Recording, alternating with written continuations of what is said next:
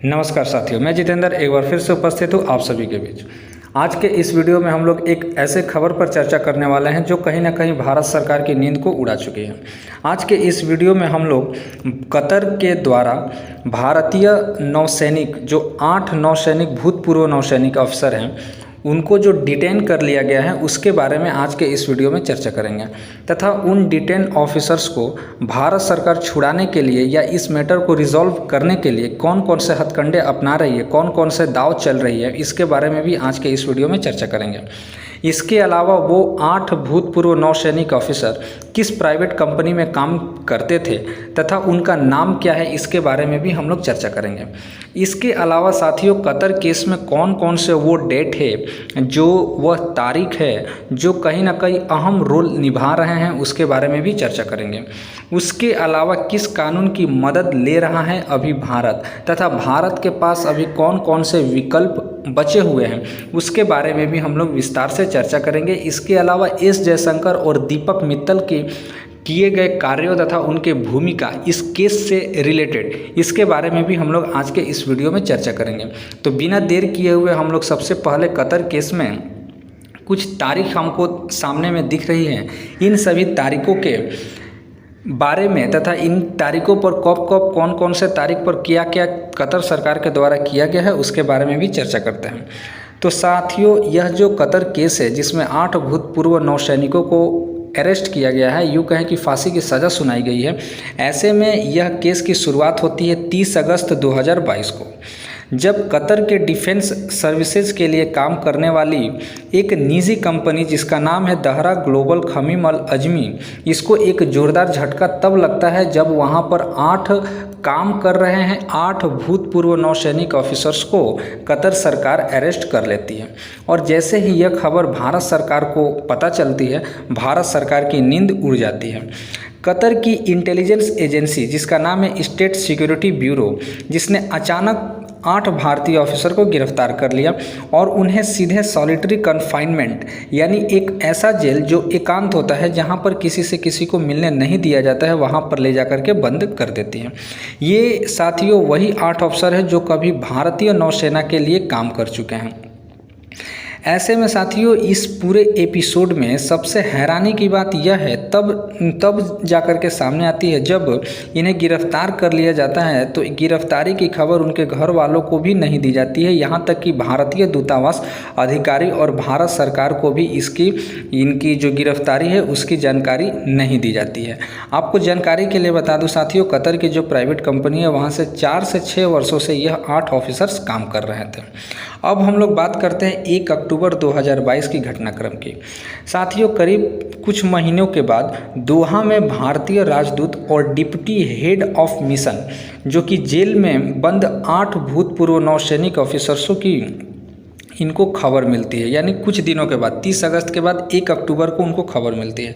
तब जाकर इन गिरफ्तार ऑफिसरों को कानून का मदद या रास्ता खुलता है, क्योंकि 30 अगस्त को तो उन्हें अरेस्ट कर लिया जाता है, लेकिन 1 अक्टूबर को जाकर के भारत सरकार तथा भारत के सभी डिप्टी हेड ऑफ मिशन इत्यादि जेल के जो बड़े बड़े अधिकारी हैं उनको पता चलती है, तब जाके उनको गिरफ्तारी से बाहर निकलने का रास्ता खुलता है। उसके बाद आता है 3 अक्टूबर 2022। दोस्तों, 2 दिन के बाद ही यानी 3 अक्टूबर को गिरफ्तार ऑफिसर्स जो हैं उनको काउंसलर एक्सेस यानी कानूनी मदद देना स्टार्ट कर दिया जाता है। लेकिन इसी रोज़ एक और नाटकीय घटनाक्रम सामने आता है, जब जो प्राइवेट कंपनी थी दहरा ग्लोबल खमीम अल अजमी, उसके CEO खमीम अल अजमी को भी वहाँ के ऑफिसर्स गिरफ्तार कर लेते हैं। ये उन्हें गिरफ्तार इसलिए किया जाता है क्योंकि यह जो 8 भूतपूर्व नौसैनिक ऑफिसर्स थे इनके लिए वो पैरवी कर रहे थे, जिसके कारण वहाँ की प्राइवेट कंपनी के CEO को भी गिरफ्तार कर लिया जाता है। लेकिन उन्हें 2 महीने तक पुख्ता पूछताछ के बाद उन्हें डिटेन कर मतलब वहाँ पे उन्हें छोड़ दिया जाता है और ये जो 8 भूतपूर्व नौसैनिक हैं उनको जेल में ही बंद रखा जाता है। इसके अलावा बात आती है 1 मार्च 2023 की। इतने महीने गुजरने के बाद इसी बीच गिरफ्तार इंडियन नेवी के 8 पूर्व ऑफिसर की ओर से कतर की अदालत में कई बार जमानत की अर्जियां दाखिल की जाती है, लेकिन हर बार उन्हें निराशा ही हाथ लगती है। ऐसे में 25 मार्च 2023 का दिन, जिसमें सभी 8 अफसर पर अदालत ने चार्जशीट फाइल कर देती है और इसके 4 दिन बाद यानी 29 मार्च से कतर के कानून के मुताबिक इन सभी के सभी अफसर के खिलाफ ट्रायल की शुरुआत होती है। यूँ कहें कि केस की शुरुआत होती है, इनकी सुनवाई शुरुआत होती है। कब? 25 मार्च 2023 को। साथियों, 30 मई 2023 के दिन एजेंसी की रडार पर आ चुकी दहरा ग्लोबल खमीम अल अजमी नाम की यह कंपनी, जो कि दोहा से अपना सारा कामकाज समेट लेती है और इसके ज़्यादा कर्मचारी धीरे धीरे अपने घरों को वापस लौट जाते हैं, जिसमें ज़्यादातर भारतीय हैं। ध्यान रखें साथियों, यह सारे केस होने के बाद 30 मई को जिस प्राइवेट कंपनी में भारत के 8 भूतपूर्व नौसैनिक कार्य करते थे, वह कंपनी 30 मई 2023 को अपना पूरा काम समेट करके अपने कंपनी में ताला लगा देती है और वहां के अधिकतर से अधिकतर कर्मचारी जो है भारत की ओर लौट जाते हैं। तब बात आती है 4 अगस्त 2023 की, जहां पर 8 भारतीय पूर्व नौसैनिकों के लिए साल भर बाद तब पहली बार राहत की खबर सामने आती है, जब सभी के सभी बंदियों को सॉलिटरी कन्फाइनमेंट यानी एकांत कैद से निकाल करके जेल के वार्ड में भेज दिया जाता है, जहां पर उन कैदियों से मिलने जुलने की तथा वो एक जेल में जैसे 3, 4, 2 रहते हैं, उस तरीके से उन्हें रहने की परमिशन दी जाती है। कब? 4 अगस्त 2023 को। जब उन्हें दूसरे कैदियों से मिलने की छूट मिलती है तो इन वार्ड में वो अपने ही सहकर्मियों के साथ साल भर बाद मिलते हैं। उसके बाद बात करते हैं साथियों 26 अक्टूबर 2023 की। 2 महीने गुजरते गुजरते इस मामले में एक ऐसा मोड़ आता है, यानी सुनवाई चलती है। सुनवाई चलते चलते 2 महीने के बाद एक ऐसा मोड़ आता है जब कतर की जेल में बंद इन 8 पूर्व नौसैनिक के घर वाले ही नहीं बल्कि पूरा का पूरा भारत भी हैरान रह जाता है जब वहां की सुनवाई यानी फैसला सामने आता है, क्योंकि कतर की अदालत इन सभी के सभी 8 भारतीय पूर्व नौसैनिकों को सीधे सजाए मौत सुनाती है। यह सारे घटनाक्रम साथियों 2 से 3 महीना के अंदर ही भारत के 8 भूतपूर्व नौसैनिकों को फांसी की सज़ा सुना दी जाती है। ऐसे में जब यह खबर सामने निकल करके आती है तो भारत सरकार की नींद उड़ जाती है और यहाँ पर भारत सरकार आनंद फानन में अपने द्वारा जो भी उसके कार्य हैं, जो भी वह कर सकता है, उसके बारे में उसने करना स्टार्ट कर दिया। अब हम लोग आगे बात करते हैं इन 8 भूतपूर्व जिनका आप फोटो देख पा रहे हैं, इनका नाम क्या है। पहले तो हमने आपको बता दिया कि यह किस कंपनी में कितने सालों से काम करते थे। अब इनके नाम भी हम लोग पढ़ के आपको बताते हैं। तो इन 8 पूर्व नौसैनिकों के नाम है साथियों captain Virendra Kumar Verma, captain Saurabh Vashisht, commander Amit Nagpal, commander Purnendu Tiwari, captain Navtej Singh Gill, commander Suganakar Pakala और कमांडर सेलर रागेश तथा संजीव गुप्ता। ये सारे 8 भूतपूर्व नौसैनिक हैं जो कि कतर के एक प्राइवेट कंपनी में काम किया करते थे 4 से 6 सालों से। इसके अलावा जो भारत सरकार है यह किस कानून की मदद ले रहा है, इसके बारे में हम लोग देख लेते हैं। दोस्तों, भारत ने एनरिक लेक्सी इतालवी मरीन मामले के दौरान किए गए कतर के द्वारा एक घटना के बारे में याद दिला करके इसी घटनाक्रम को सामने रख करके इस केस को हैंडल कर रहा है। इस जो केस यह हुआ था उसमें कथित तौर पर इतालवी ध्वज वाले तेल टैंकर ने एमवी एनरिका लेक्सी पर सवार 2 इतालवी नौसैनिक ने केरल के तट पर 2 भारतीय मछुआरों की हत्या कर दी थी और इसी केस को सामने रख करके ये जो कतर में 8 भूतपूर्व नौसैनिक ऑफिसरों को फांसी की सज़ा सुनाई गई है, इसी को एक आधार मानकर भारत सरकार अपना पक्ष सामने रख रहा है कतर के सामने। उस मामले में एक्चुअल में हुआ था साथियों, भारत सरकार ने अंतर्राष्ट्रीय कानून समुद्री क्षेत्र अधिनियम 1976 के तहत भारतीय दंड संहिता, आपराधिक प्रक्रिया संहिता और UNCLOS 1982 के प्रावधानों की मदद लिया था, जो कि समुद्री क्षेत्र अधिनियम 1976 के अंतर्गत आता है। इसमें उसने बोला था कि भारत सरकार जो है इसी केस को एक आधार मान करके अभी अपने केस की पैरवी कर रहा है। आगे आपको बता दूं साथियों कि भारत सरकार के प्रयासों के अलावा पूर्व नौसेना कर्मियों के परिवार ने आमिर ऑफ कतर के सामने दया याचिका भी दायर की है। दोस्तों, आमिर ऑफ कतर ये वही इंसान है जो रमज़ान और ईद के दौरान क्षमादान देने के लिए जाने जाते हैं। यानी कुछ ऐसा केस जिसमें कतर सरकार फैसला सुना देती है, लेकिन आमिर ऑफ कतर अगर इनको ऐसा लगता है कि यह फैसला को पलट देना चाहिए या फैसला को बदल देना चाहिए, तो वो रमज़ान और ईद के पाक महीने में उन्हें क्षमादान देते हैं। आगे हम लोग बात करते हैं एस जयशंकर, जो कि भारत के विदेश नीति के लिए माहिर हैं और इन्हें भारत का जेम्स बॉन्ड कहा जाता है।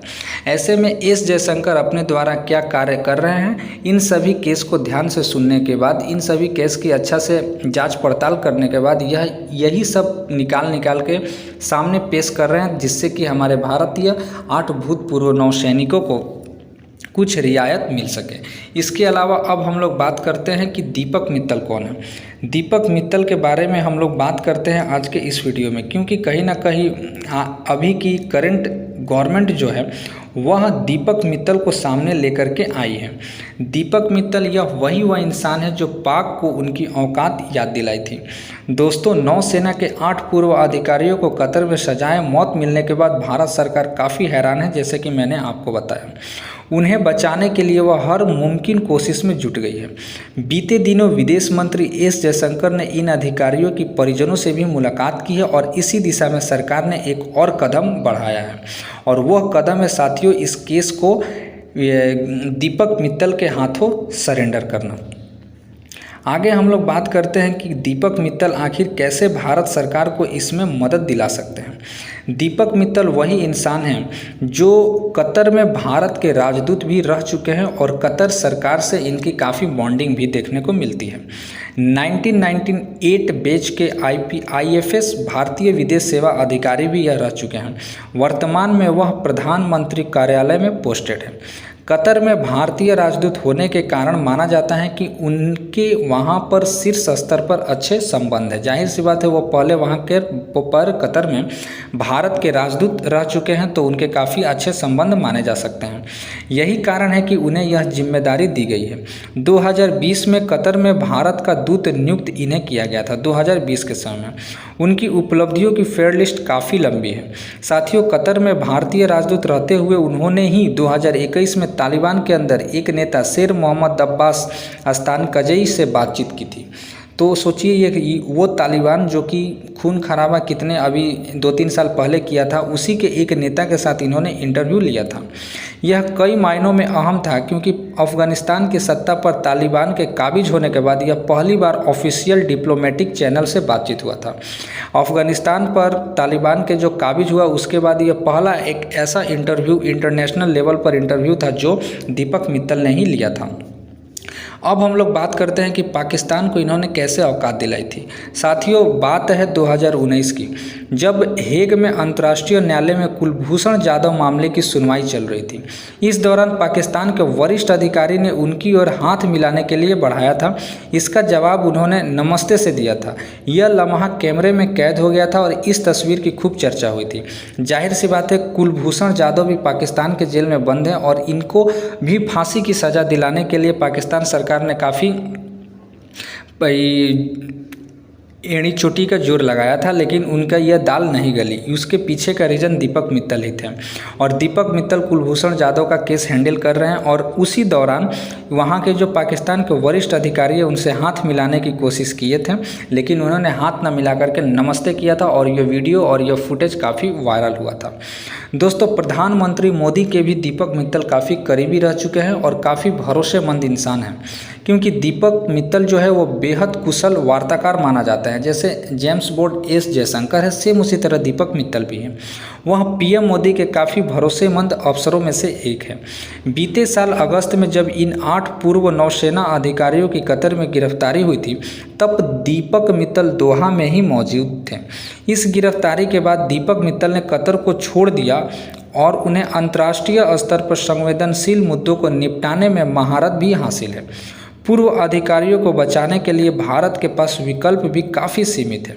इस समय सबसे अच्छा विकल्प कतर के साथ अपने शानदार रिश्तों को भुनाने का ही है। कतर में 6 से 7 लाख भारतीय काम करते हैं, वहाँ भारतीय कंपनियों ने बड़ा निवेश भी किया है। मित्तल इन संबंधों के सहारे भारत का पक्ष कतर के सरकार के पास में रख रहे हैं, क्योंकि कतर में जाहिर सी बात है 6 से 7 लाख भारतीय काम करते हैं तथा भारतीय कंपनियां कतर में काफ़ी निवेश भी कर चुकी है। तो ये जो रिश्ते हैं, जो मधुरता है रिश्तों की, इसी रिश्तों की बदौलत दीपक मित्तल भी अपना काम मनवाने में लगे हैं। ऐसे में ज़्यादा दिन अब नहीं रह गया है, 5 से 6 दिन का समय रह गया है भारत सरकार के पास।